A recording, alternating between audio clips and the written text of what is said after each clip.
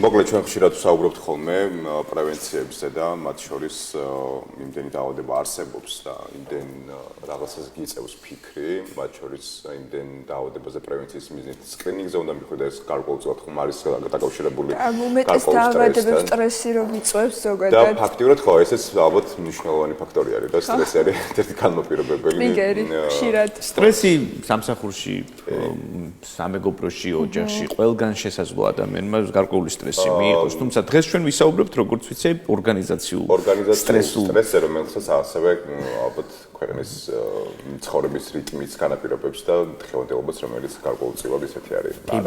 სასიამოვნო. ხო, მოკლედ ვისაუბროთ ორგანიზაციულ ფსიქოლოგთან ერთად ხათუნა მდინარეზე გახვალთ ჩვენი სტუმარი, რომელთანაც ვისაუბრებთ ორგანიზაციული ფსიქოლოგიის ტრენერი. ესე იგი, თქვენ უმკლავდებით სამსახურში სტრესებს როგორც გავიგე. უმკლავდები ყველგან, თუმცა განსაკუთრებით სამსახურში. აი, ესე ლოგიკურად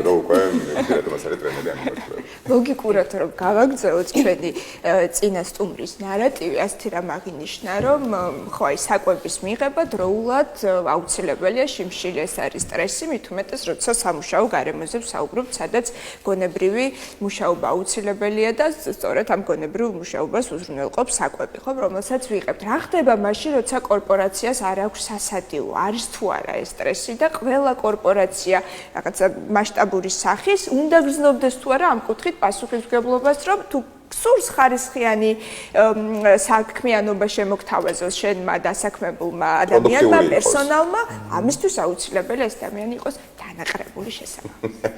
მოგესალმებით კიდევ ერთხელ, მადლობას მოგახსენებთ, მოკლედ ჩვენი ტრადიციული შეხვედრისთვის აქ ზამთარში და ზაფხულში.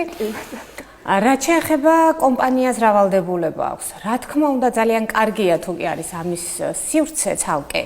თუმცა გააჩნია კომპანიის საქმიანობას და საოფისე საქმიანობა, რიტეილია და მაღაზიები არის, რამდენად ხელშესაწყობია საერთოდ ეს და ხერხდება თუ არა. თავის მხრივ რაც მეტი ხელშეწყობა იქნება დასაქმებულისთვის, რა თქმა უნდა, ნაკლებად სტრესული და კარგია, თუმცა ისიც გასათვალისწინებელია, რამდენად მოსახერხებელია ეს და სივრცე ამისი შესაძლებელი არის თუ არა. ანუ ვალდებულება ეს არ არის დიდი კორპორაციების? პირდაპირ ვალდებულება ამისი არ არის, თუმცა კომპანიებში სასადილოები არის, უმჯობესია რომ იყოს და უკვე ნელ-ნელა პასუხისმგებლობა, მოდი ასე ვთქვათ, შენთან დასაქმებული ადამიანი ნებისმიერი კუთხით იყოს მეტად თავისუფალი, კმაყოფილი და ეფექტურობაც არის მეტი. თანხმობა ეს ერთ-ერთი ნაწილი არის სტრესის გამოწვევი. ყავს ადამიანი, როგორც შესაბამისად გასამჯობოს ნაწილში. მხოლოდ ეს არ არის ალბათ რომ იყოს სასადილო, ხო? რა თქმა უნდა, ისედაც მხოლოდ ყვება ხო? მითმა უნდა შეეძლოს შესაბამის ფანურები უნდა გქონდეს ალბათ ეს ნიშნულობა. ანუ ჩვენ შეგვიძლია ვთქვათ, აი ხა ჩვენ რამდენიმე მიზეზი ხო შეიძლება ჩამოთვალოთ, როცა ადამიანს დისკომფორტი ექნება, ხო? შესაბამისად ცხოვრება არ აქვს, შეიძლება შია და ძალიან დისკომფორტი. ხო, ეს ხო უბრალოდ არის. ხშირ შემთხვევაში მოდის თუ არა ეს სტრესი მენეჯმენტისგან. მოდი დავიწყოთ საერთოდ იქეთ საერთოდ რა არის კოლექტივის პრობლემას ერთმანეთში. ეს არის ჩვენი საპასუხო რეაქცია გარემო ცვლილებებზე. ნებისმიერი სახის ცვლილებას ტვინი აღიქვავს სტრესად.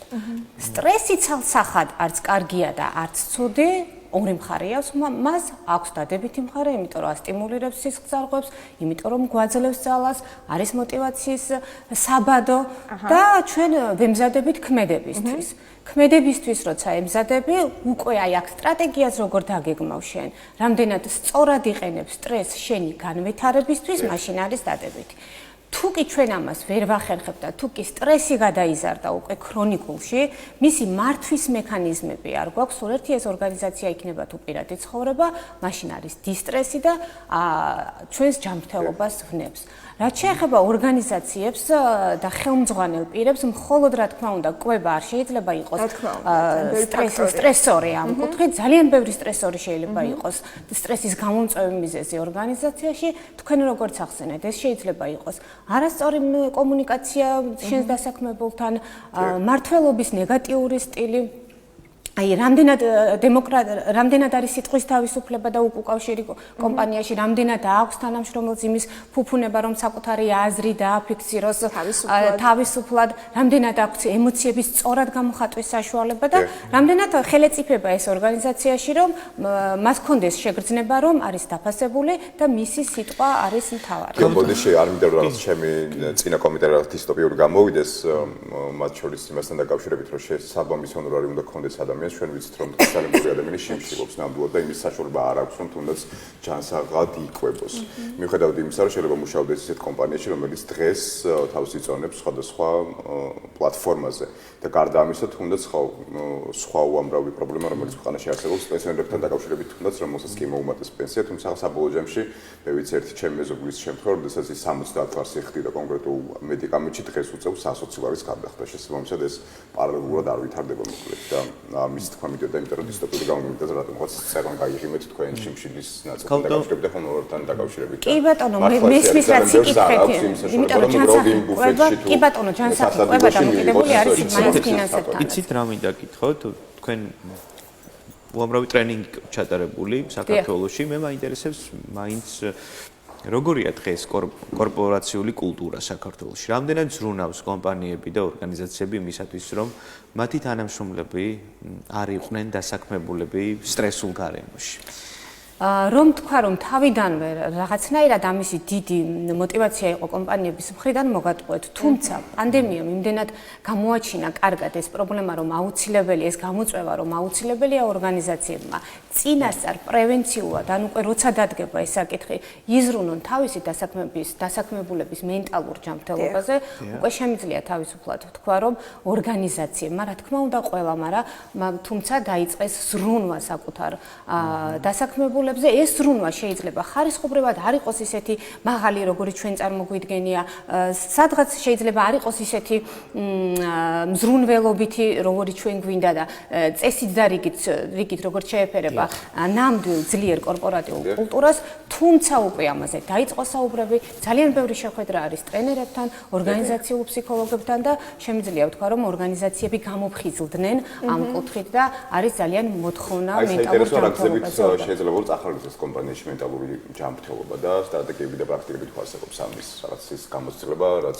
საქართველოს უნდა დაუნერგოთ. მე ძალიან მომწონს, როცა ეს არ არის ფორმალური და ეს იწყება უკვე ორგანული. ძლიერი კორპორატიული კულტურის სტრატეგიას როცა ჩამოაყალიბებ, იქ თავისთავად შედის მენტალური ჯანმრთელობა, სტრესისა და ემოციების მართვა.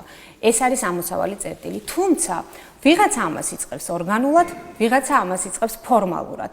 ორივე კარგია და მნიშვნელოვანია, რადგანაც ამაზე უკვე დაიწყო საუბარი, რადგანაც ამაზე უკვე დაიწყო გარკვეული ღონისძიება, ძალიან ბევრი შეხვედრა არის. ეხლა რა შეიძლება ამისთვის გავაკეთოთ? ეს შეიძლება იყოს პირველ რიგში საგანმანათლებლო სივრცეები, ტრენინგები, ვორქშოპები, მენტორინგ პროგრამები არის ამის საუკეთესო საშუალება, რომ ჩვენ ადამიანებს ვასწავლოთ ემოციების სწორად გამოხატვა და სტრესის მართვა, რადგანაც ჩვენ არ გვაქვს იმის ფუფუნება, რომ ცალსახად ასე სამყაროში ავდგეთ და სტრესი შევამციროთ. მეტნაკლებად ამას ნაკლებად ვახერხებთ, იმიტომ რომ დაჩქარდა დრო, იმიტომ რომ მეტია ინფორმაცია, იმიტომ რომ რაღაცნაირად ერთ რიტმში ვზივართ ყველა და სადღაც თითქოს სულ გარბივართ, მოიმატა შფოთვებმა, მოიმატა თავის კუთხით დეპრესიულმა ფონმა და ეს ყველაფერი საბოლოოდ ადამიანს ვნებს ჯანმრთელობაზე. ჩვენ ვსაუბრობთ დიდ კომპანიებზე, მათ შორის თუნდაც პატარა კომპანიებზე. ამ შემთხვევაში კონკრეტულ პროფესიაზე ვისაუბროთ, მენეჯერი, რა როლი აქვს ზოგადად მენტალური ჯანმრთელობის ნაწილში, კორპორატიული კულტურის ნაწილში მენეჯერს და მენეჯერულ უნარებს. ამი უნდა ფლობდეს ის შესაბამის უნარებს, რომ მენტალური ჯანმრთელობა იყოს ბალანსში კომპანიაში. პირველი და აუცილებელი არის ეფექტური ტოპ მენეჯმენტზე გულისხმობ თავისთავად, ეს არის ეფექტური უკავშირი. ჩვენ უნდა გქონდეს იმისი საშუალება დასაქმებულებს, რომ ვიცოდეთ რა გამოგვდის კარგად რას ვაკეთებთ და რას არ ვაკეთებთ. ამაზე ვიღაცამ უნდა გვითხრას და ეს კომუნიკაცია უნდა იყოს ცხადი. გარდა ამისა, ჩვენი მხრიდან მოწოდებული უკავშირი ასევე უნდა იყოს პოზიტიური. მე არ უნდა მქონდეს იმის შეგრძნება, ახლა რაღაც თუ ვერ გავაკეთე, ეს არის დანაშაული, რა თქმა უნდა, თუ ახი დარღვევა რაღაც და კანონი იღება, ეგ სხვა თემა. მე შეგრძნება უნდა მქონდეს, რომ მე ვარ ადამიანი და მე ურთიერთობა მაქვს ორგანიზაციაში ადამიანებთან. ყველაზე ძლიერი კორპორატიული კულტურა, ყველაზე ძლიერი ორგანიზაციული წესდებები დგას ადამიანზე. თუ კი შენი ამოსავალი წერტილი არის ადამიანი, მაშინ ფიქრობ, რომ იქ გამოსავალი, იქ ფორმალური გზები გაცილებით მარტივია. თუ კი შენი დამოკიდებულება ტოპ მენეჯმენტის დამფუძნებლები იქნებიან, დირექტორები თუ სხვადასხვა რანგის წარმომადგენლების, შეგნება მიდის აქამდე, რომ ჩვენთვის მთავარი არის ადამიანი და ჩვენ ვემსახურებით ადამიანებს და ჩვენ გვაქვს გარკვეული ემპათიური ურთიერთობები ერთმანეთთან. გავდონინო ხათუნა. დიახ. ხათუნა მაშინ, როდესაც არ არის ეს ფუფუნება იგივე ემპათიური მენეჯერის, არც ემპათიური თანამშრომლების და ამ შემთხვევაში აი თვით წრთნა ალბათ ძალიან მნიშვნელოვანია, ხომ? რაღაცა განწყობის შექმნა, რომ იქ შეიძლება იყოს რაღაც გარკვეული დისკომფორტი, მაგრამ მე მაინც უნდა ვიყო პროდუქტიული. აი რა სტიმული უნდა იპოვოს ადამიანმა იმისთვის, რომ ეხლა მართლა ეხლა რეალობა ვისაუბროთ, ხო? ძალიან იშვიათად ვართ, კი ბატონო, ეს კორპორატიული კულტურა ვითარდება, ტენდენცია და დინამიკა არის პოზიტიური, თუმცა იშვიათად, ხო? მაინც საბოლოო ჯამში არის სტრესი, ხშირ შემთხვევაში, იმიტომ რომ ამდენი ადამიანი განსხვავებული აზრი ერთმანეთისგან, ზოგი ემოციურია, ზოგი ნაკლებად ვიღაცამ ჩაგვრელია, ვიღაცა და ხო აი როგორ უნდა განვაწყოთ ჩვენ თვითონ ჩვენი თავი ამ სტრესის მიმართ მდგრადობისთვის. კარგი შეკითხვა დასვით. მეც მინდოდა გამემახვილებინა ყურადღება, რომ მიუხედავად იმისა, რომ ჩვენი დღევანდელი თემა არის ორგანიზაციული სტრესი, მენტალური ჯანმრთელობა, სტრესორი და გამომწვევი ფაქტორი, რა თქმა უნდა, ცალსახად მხოლოდ ორგანიზაცია არ არის. სადღაც ჩვენს გვაქვს უფრო მეტად შესაძლოა უფრო მეტად სხვა არხში ვისტრესებოდე, მოვდიოდი მაგალითად ორგანიზაციაში და ან კომპანიაში და აქ უფრო მეტად მიმძაფრდებოდეს. ამიტომ ამისი ასე ცალკე დიაგნოსტირება, რომ მაინც და მაინც ორგანიზაციული სტრესი გამოწვეული არის ვიღაცა მიქს შენ ცუდად მოგექცა, მგონია რომ ნაკლებად ზუსტია. რაც შეეხება საკუთარ თავთან მუშაობას, დღეს ძალიან ბევრი საშუალება არის ამისთვის, აი როგორ მართოთ საკუთარი ემოციები, როგორ შეიძლება მართო ეს სტრესი. და სტრესი არის ადაპტაციის საუკეთესო საშუალება. როცა ადაპტირდები გარკვეული სახის გამოწვევებთან, შეიძლება სამსახურში ავარიდო თავი ან ვუპასუხო ან ვიღაც კარგად მომექცეს და იდეალური გარემო მაქვს, თუმცა შეიძლება გარეთ გავიდე და რაღაც პატარა ისეთ კონფლიქტს შევეჯახო, რომ ამან დავსტრესოს. ტექნიკები გვასწავლეთ ძალიან გთხოვთ. არ ვიცი სუნთქვით იქნება. რა ისი გაკეთებას დაუშვით ახლა შეგვიძლია ჩვენ. ამ წუთას მე ყოველთვის ვიწყებ რა არის ყველაზე მარტივი და რა არის ყველაზე უფასო ტექნიკა. ორგანიზაციებშიც და ადამიანებთან ეს მეუქს, იმიტომ რომ რა თქმა უნდა საუკეთესო არის მედიტაცია და რა თქმა უნდა ძალიან კარგი არის იოგა, მაგრამ სულ ამას მომბო რომ თუ კი ამას ვერ ვახერხებთ და რა თქმა უნდა თუ კი ჩვენი ცხოვრების ხარისხი არ არის აქამდე ასული, მაშინ მე ამ წუთას ან რომ გავბრაზდე ან დავისტრესე, ან რაღაცნაირად ვერ ვარ, ხშირად გვაქვს ხოლმე ჩვენ ასეთი ფრაზები რომ რაღაც ვერ ვარ განწყობაზე, მაშინ რა უნდა ვქნა. ჩემთვის პირადად საუკეთესო და ისედაც ნებისმიერი წარმომადგენლებისთვის, ვინც ამ კუთხით მუშაობთ, უნივერსალური ფორმულა არის სუნთქვითი ვარჯიშები. სუნთქვითი ვარჯიშები ისეთია, ყოველთვის თან დაგაქვს, არ შეიძლება დააქრიოს, არ გჭირდება ამისთვის ცალკე დრო, იცი რა გავალ, ეხლა მე ვივარჯიშებ, შემოვალ და სტრესი. აი, მოდით ერთად გავაკეთოთ. მოდით ერთად გავაკეთოთ, მაგალითად, მოდი ერთი გავაკეთოთ სუნთქვაზე დაკვირვება, მანამდე მოდი მითხარით, აბა რომ სუნთქავთ, ეხლა თქვენ ჩვეულებრივად, ოღონდ სპეციალურად ჩემთვის არის სუნთქვათ, სად ჩერდება თქვენი სუნთქვა? აი რომ ჩაისუნთქეთ, სად გაჩერდა? ოღონდ სპეციალურად არა, აქამდე როგორ სანახევროდ. აი აქ სადღაც. დიაფრაგმასთან თუ როგორ? არ ვიცი, სად გაჩერდა? შეიძლება ყელთანაც. შეიძლება ყელთანაც, კი. შეიძლება აბა ეხლა კიდევ ჩავისუნთქოთ ისე რომ ყურადღება მივაქცევთ ღრმად, კი. და რამდენად გესიამოვნებათ? კი, ახლა მათ ჩავიდა, უფრო გამათავისუფლა. ნამდვილად ჩვენც აქვს მსგავსი ეფექტი კი. ასევე შეგვიძლია ჩასუნთქვა, დაყოვნება და პირით ამოსუნთქვა. აი და უპირატესობა აქვს დაყოვნებას. ხო, რამდენი ხნით თან, სანამდე ვითვლით. 4-7 უნივერსალურ ფორმულას ეძახენ, მოდი გავაკეთოთ დაახლოებით, ახლა 4 წამი ჩასუნთქვა, დაყოვნება და ნელა პირით 8 წამის განმავლობაში დაახლოებით, 8 დათვლის განმავლობაში ამოსუნთქვა. აი ჩემს მონაწილეებთან ხშირად ვამბობ, თავარი სასიცოცხლო თურმე არ ვსუნთქავდით. თურმე არ ვსუნთქავდით. ანუ მე ვიცი რომ ამდენს გიყვარდით, ხოლმე ხლა არა. ძალიან მნიშვნელოვანია ასევე სუნთქვითი წყლის მიღება სტრესის დროს, იმიტომ რომ ჩერდება საერთოდ მთელი სისტემა, როცა გარკვეული სახის სტრესის ჰორმონები გამოიყოფა ჩვენში და შემდეგ უკვე აღდგენით პროცესში ჰომეოსტაზის მდგომარეობაში რომ დავბრუნდეთ, აუცილებელია სუნთქვა, აუცილებელია წყალი, აუცილებელია ფიზიკური აქტივობა, თუნდაც სიარული, თუ კი ვარჯიში ვერ ვახერხებ, მე ამას ხშირად ვამბობ, რა შეიძლება რაღაც ისეთი ჩამანაცვლოთ, რაც მე ყოველდღიურობაში შეიძლება მარტივად გამომივიდეს. ნუ ხშირად არის, ნუ რა ვქნა მანქანით რომ დავდივარ. მაგალითად მეუბნები ამ ცხოვრების წესად დავლებოთ ეს არის ცხოვრების წესად. მაგალითად მე ვერ ვახერხებ რომ წავიდე სადაბაზოებში ვივარჯიშო და ასე შემდეგ, თუმცა ვახერხებ მანქანა გავაჩეროთ 3 გაჩერებით უფრო ადრე და ფეხით მივიდე, სადაც მივდივარ და პირიქით ფეხით წამოვიდე. ან კიდევ რაღაც დღეები ავიღო, სადაც ფეხით რამდენადაც ხელმეფათუმი საიმისო თან მარტივი ფორმულები, ძალიან მარტივი ფორმულა არის სუნთქვა, მარტივი ფორმულა არის სიარული, სეირნობა, მარტივი ფორმულა არის წყლის მიღება, მარტივი ფორმულა არის ხშირი დასვენება. დღეში რამდენჯერმე ჭამა და ხშირად სხვა კიდევ ამ შეკითხვას, რამდენად კარგად ხეჭავთ საჭმელს. დასვენებაში მოდინებას გულისხმობ, მაგალითად აი თუ კი ჩვენ დასვენებაში გულისხმობთ კვებას, მაგალითად, რამდენად ხშირად ვიკვებებით, ხშირად და მალმალე, ძალიან მნიშვნელოვანია. მაგალითად, შეიძლება დილით არ გვიწევს კვება, მე შუადღეზე რაღაც უცებ წავიხემსეთ და მე საღამოს მივდივარ სახლში და ჭამთ. აი მაგალითისთვის სტრესის ერთ-ერთი ყველაზე გამომწვევი ხშირი ჩემ შემთხვევაში იყო მუდმივი ფიქრი და ამ ფიქრს ვერასდროს ვერ აჩერებ, ვერ აპაუზებ. ამ შემთხვევაში თუ არსებობს რამ ტექნიკა, რამაც შეიძლება გათქმა უნდა, სხვადასხვა არხია. ერთი არის ფიზიკური არხი, სადაც შეიძლება მე მაგალითად რაღაც მტკივა და მაწუხებს, ეს იყო ჩემი სტრესის გამომწვევი. არსებობს ემოციური არხი, სადაც მე ემოციებს სწორად ვერ გამოვხატავ და ეს იყოს ჩემი სტრესორი. ვიღაცისთვის ბიოლოგიურია, მაგალითად რაღაც ღმერთმა დაგვიფაროს დაავადება გვაწუხებს, რაღაც ინფექცია და ეს შეიძლება ორგანიზმისთვის შეიძლება არის სტრესი. ასევე არის გონებრივი. გონებრივი არის ყველაზე ხშირად, რაც გამოხატული არის ხოლმე ინდივიდუალურ შეხვედრებშიც და ორგანიზაციებშიც მუდმივი ფიქრი და ეს მუდმივი ფიქრი ნეგატიური არის ხშირად. ერთადერთი საშუალება და ისევ მარტივი და ისევ ნაკლებად ძვირიანი არის ის, როგორც კი ფიქრი წამოვა, ფიქრს თქვენ ვერ უშვებით ვერაფერს, თქვენ არ შეგიძლიათ ეს ფიქრები გააგდოთ, იმიტომ რომ ვერსად ვერ გააგდებთ, მაინც თქვენში დაინერგება, სადღაც ქვეცნობიერში კარგად შეგიძლიათ დაპრესოს და სხვაგან სხვა ფორმით აუცილებლად თავს შეგახსენებთ, დააცადეთ ფიქრებს, მოვიდეთ, რა ფიქრი არის ეს, დააკვირდით, საიდან მოდის და რისი საბადო არის, რაღაცას აუცილებლად მიგანიშნებთ, რაღაც დარღვევის მანიშნებთ ან თუნდაც რაღაც სიმპტომის პირიქით, რაღაც მეტი გინდათ, შეიძლება ვიდრე დღეს გაქვთ ამისთვის, მეტი ძალისხმევა გჭირდებათ, მეტი мотиваცია და შეიძლება ამისი პატარა მოჯლუგუნია. მე ამას ვეძახი, მოусმინ. ეს ერთი, მეორე, თუ კი უკვე უარყოფითისკენ მიდის ეს ფიქრი და ხშირად ასე ხდება, ტვინი ასე მუშაობს, ტვინი გადარჩა დაზღვევით, აუცილებლად თავი უნდა დაისხიოს რაღაც უარესზე, რომ გადარჩეს და გადარჩეს თამომავლობა, ამიტომ ეს ჩვენი რაღაცნაირი ბუნება, ვერაფერს ვერ ვუშვებით ამ ბუნებას, თუმცა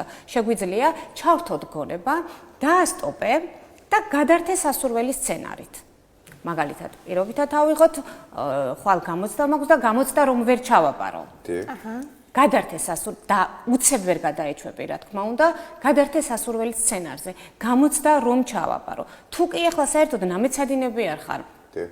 ბუნებრივია რომ იქ დიდი ალბათობა რომ ჩააბარო, მაშინ ისევ უნდა ჩართო შენი ახალი ნეოკორტექსი, ახალი ტვინი, რომელიც არის პასუხისმგებელი დაგეგმვაზე, სტრატეგიაზე და მართვის სხვადასხვა მეთოდებზე. განწყობის თეორია ისევ პრაქტიკული არის და ისევ უნივერსალური არის. მე ვფიქრობ ნობელის პრემიაც ეკუთვნოდა. ნამდვილად ჩვენ ამას ხშირად ვიმეორებ, ჩვენ როცა გვყავს უძნაძე, მაშინ ხო სხვადასხვა მიუხედავად იმისა რომ პატივცემ, სხვადასხვა მეცნიერები იქნება თუ ფსიქოლოგების ესე ემოციების უბრალოდ დრომ არ შეუწყო ხელი და სიტუაციამ, თორე იმსახურებდა. თუმცა შეგვიძლია ძალიან ბევრი თანამედროვე ფსიქოლოგია უკვე უზნაძეს საუბრობს თერაპიებზე საუბრობდა და ბოლო კითხვა მინდა რომ დაგისვათ, ბოლო პერიოდში ხშირად ხდება ხოლმე სხვადასხვა სოციალურ ქსელში სპეციალური საშუალება, რომელიც ეს თქო ცხვირის მიდამოში მაგრდება და რომელიც შემდეგ უწყობს ხელს რომ რაც შეიძლება ღრმად ისუნთქოს ადამიანმა.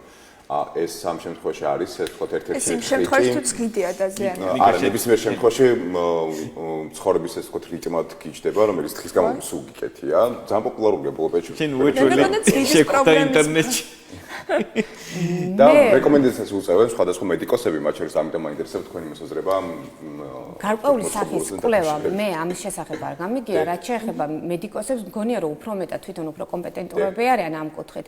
თქვენ მართალი თქვით, გააჩნია სულ თქვა თუ კიდე გაქვთ დარღვეული, იქ შეიძლება გიდის პრობლემა იყოს, იქ შეიძლება რაღაც, არ ვიცი, მე არ გამომიყენებია. შესაბამისადაც რეკომენდაციას პირადად მე ვერ გავუწევ, თუმცა უფრო სამედიცინოს მხარე მგონია და კომპეტენციაში, სხვის კომპეტენციაში არჩევერები, მაინც მგონია რომ საუკეთესო საშუალება არის ბუნებრივი მექანიზმები, მანამ სანამ ჩვენ რაღაც ფატალურ შედეგამდე მივართ და ყოველთვის ჯობია რომ ის ძალიან მარტივი, უფასო და ორწუთიანი სუნთქვითი ვარჯიშები, სწორი კვება, ფიზიკური აქტივობა და ბევრი წყალი არის მენტალური ჯანმრთელობის. დიდი მადლობა. ნინო ბერიძე გახდათ ჩვენი სტუმარი. მადლობას გიხდით. ხათუნა მდინარაძე მყავდა.